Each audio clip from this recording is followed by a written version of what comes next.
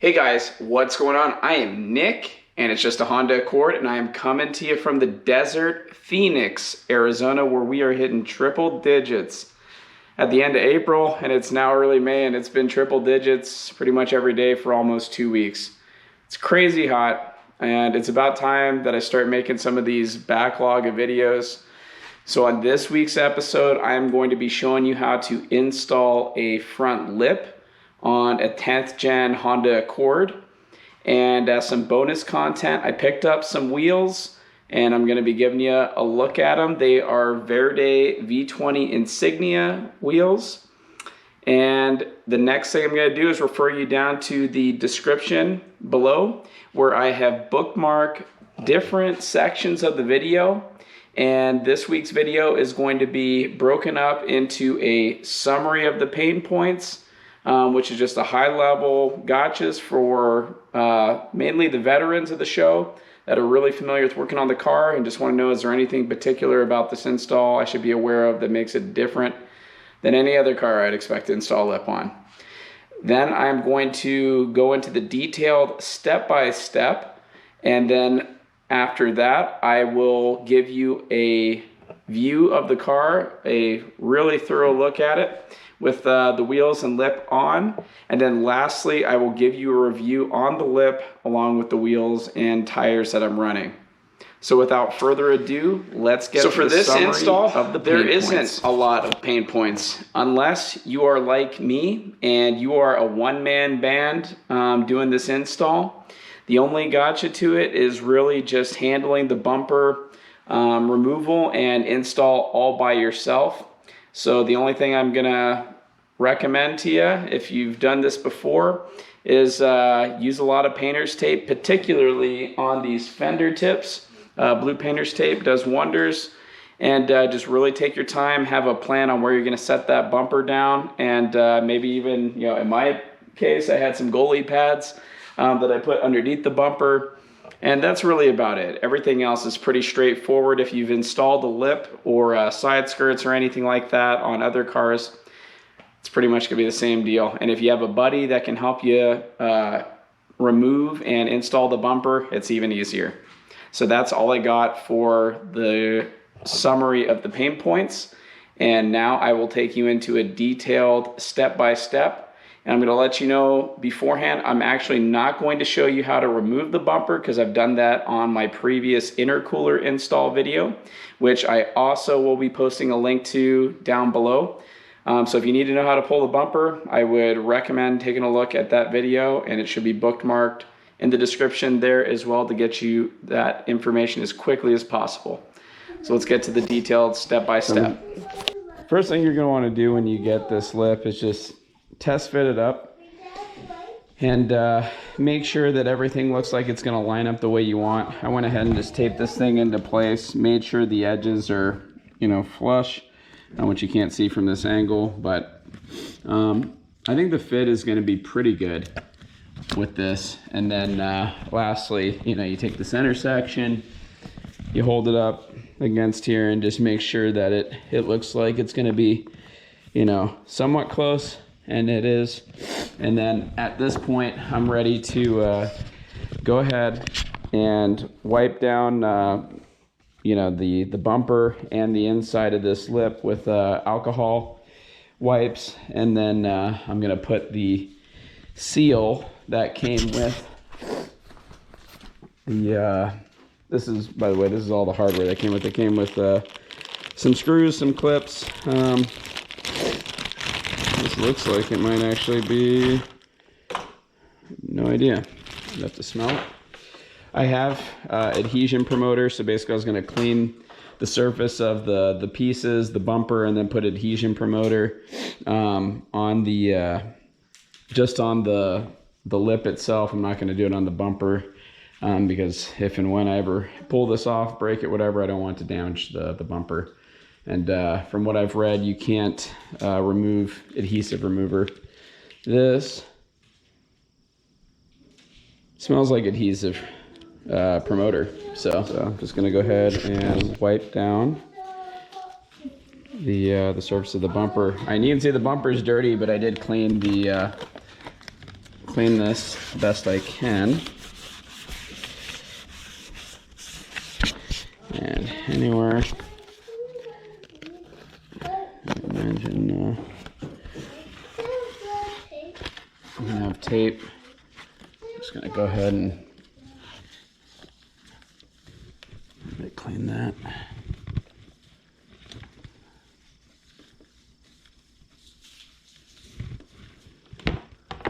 Alright, let's come off. Alright, so I went ahead and put on the 3M adhesive, or the adhesive promoter onto the lip.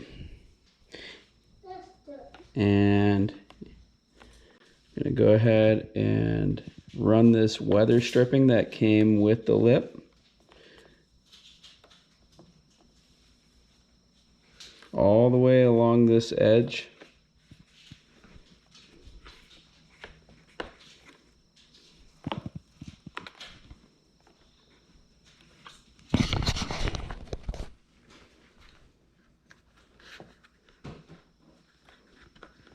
And with the adhesion promoter, this thing just really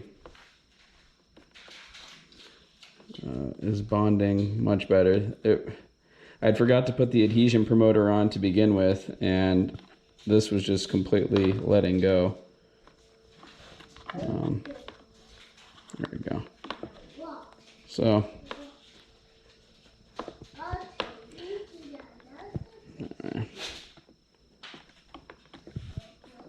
makes a big difference. And then I'm just going to go ahead and, whoops, work my way all the way around. Make sure it's on there pretty well. Okay. Go ahead and do the same thing.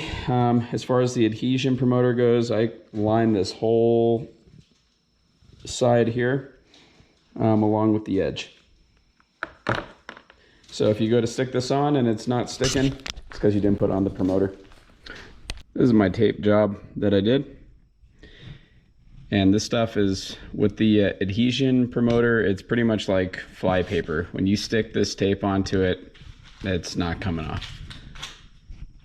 So at this point, I'm ready to put this on. And one more thing is, you're going to want to peel the ribbons back first, the intersection, since you're not going to be able to pull that off. You're going to want to take those off first. I'm going to start off by aligning the outer edge.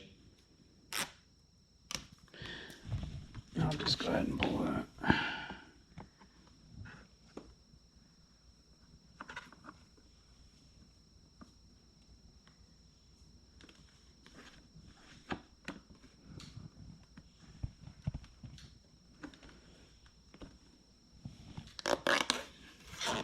Just gonna go ahead and pull these guys. Alright. So I did have to put some adhesion promoter on the bumper, otherwise this thing was not going to bond. Just an FYI. I do have a clear bra on my car, and obviously this is mostly on the lower section of it, so I'm not ultra worried, but it's something I prefer not to put on the OEM bumper. So, but whatever, that's how it goes. So now I put on both sides just with the tape, and I'm going to go ahead and line up the center section and then see if I can tack some screws down. First thing I did is put in these push clips that are included, and that way I can get this guy pressed up against the bumper and then so I went ahead, did the center hole first, going to do the side holes next, and you're going to want to put the screw going this direction so it comes out the bottom of the lip. So I was working there. So I added a screw here, obviously those three, and then I also put a screw through this tab, through the bottom lip for a little bit more. I wish that there was a thicker lip on this that I could drill through, just to get some purchase through, but I mean, this is really light. With the adhesive promoter, this is ultra solid. If you've ever had to remove like a spoiler or anything that's been 3M down with adhesion promoter, it's real tough to do. So anyway, that's basically it. You can see on the sides, I got it flush. I'm really happy with how the fit is for the price. I think it's a good deal. Also, these holes actually line up for the clips. And at this point, I'm ready to put this on my car. Finally start driving it after doing several mods. Yep, so I'm gonna put the bumper back on.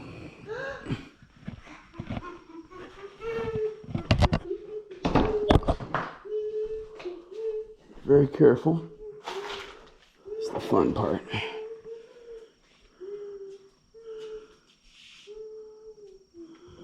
If I can just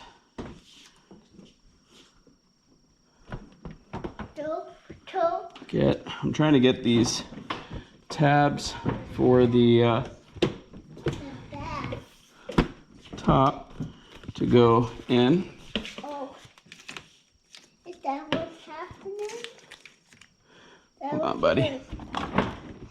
And you're just trying to get this thing to not fall. And that's a challenge when you're a one-man band.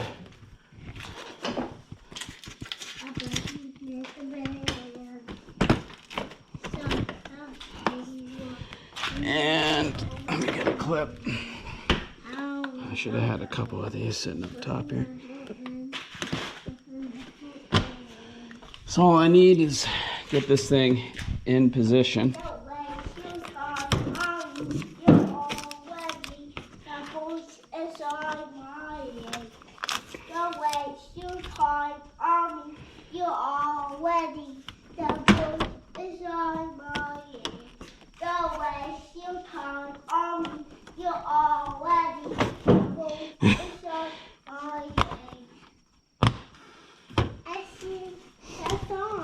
You did sing that song. You did a nice job. All right, one-man band, putting the bumper back on.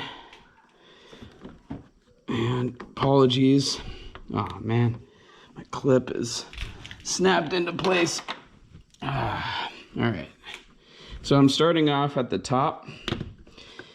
And the key is getting these two tabs to tuck underneath on each side. You got to be real careful about this metal tab here, or this hard tab. It could easily gouge your fender. And all right, so I'm going to tuck this in up here. Do the same thing here. Okay, and go ahead and put some more clips up top in those areas.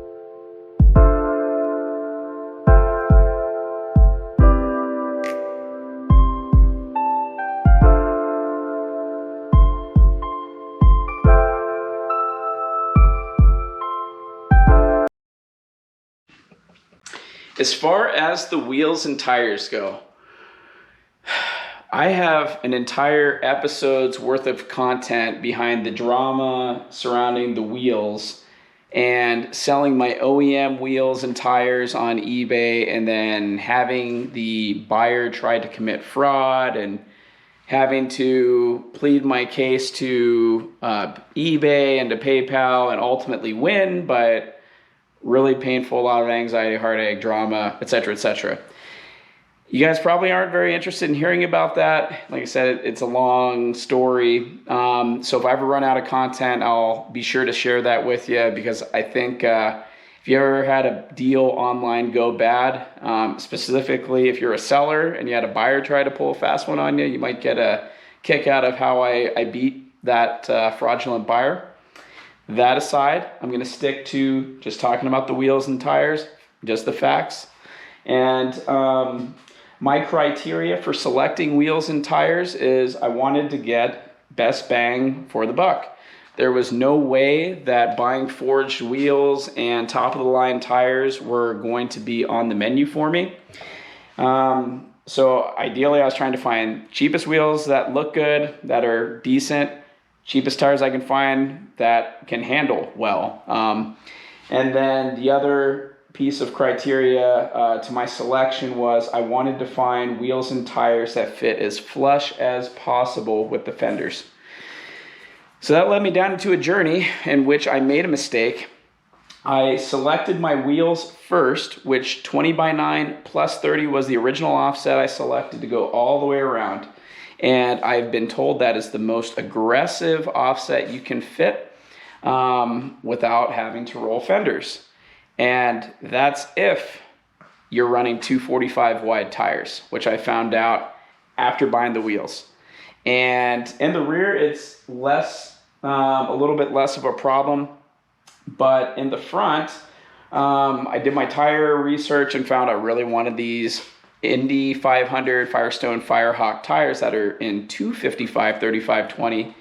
And on a plus 30 offset, I was going to have to roll fenders just a little bit. And guys that have rolled fenders are like, dude, if you're just having to do a little roll, like, what's the big deal? And that broke one of my design principles on how I wanted to run my wheels and tires, and I wasn't willing to break that design principle. So I ended up having to return those wheels. Thankfully, I bought those two on Amazon. Ended up running plus 38 offset in the front with these 255s, and I think you can see in the video that everything fits very flush, but I'm sacrificing not being able to rotate tires. So it is what it is. So now that the backstory on the fitment is done and how I came up with trying to find this fitment, the tires perform awesome. I'm running a highly modified Accord that's running probably 350 wheel horsepower ballpark and 350 wheel torque ballpark. And these tires hook up off the line. They hook up on the turns, feel really good. They absorb the road. They're not particularly noisy. Highly recommend them, and they're pretty cheap. So I was able to buy them directly from Firestone. I believe it was $540, and then I bought tire certificates, mounted install. It was like $690, and then for the set of 4 wheels of the Verde V20 Insignia in black, was $715 shipped. So all in all, not that bad. About $1,400 project. Was able to sell my OEM wheel and tire that were pretty much brand new for $1,100. So ultimately, it didn't cost that much to upgrade over the stockers. So it worked out.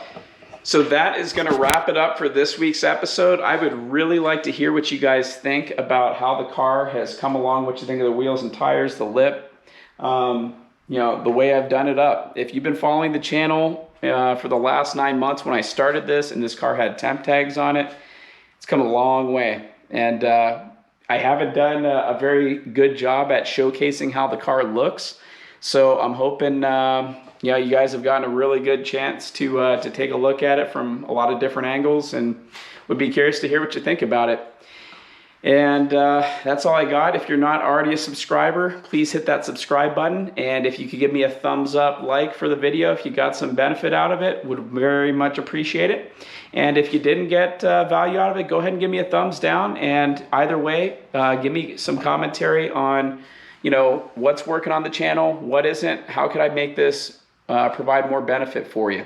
And if you're not one for you know, public commentary, go ahead and feel free to shoot me an email at justahondaaccord@gmail.com, or you can hit me up on Instagram at justahondaaccord. That's all I got. I will see you next time. More stuff's coming. Later.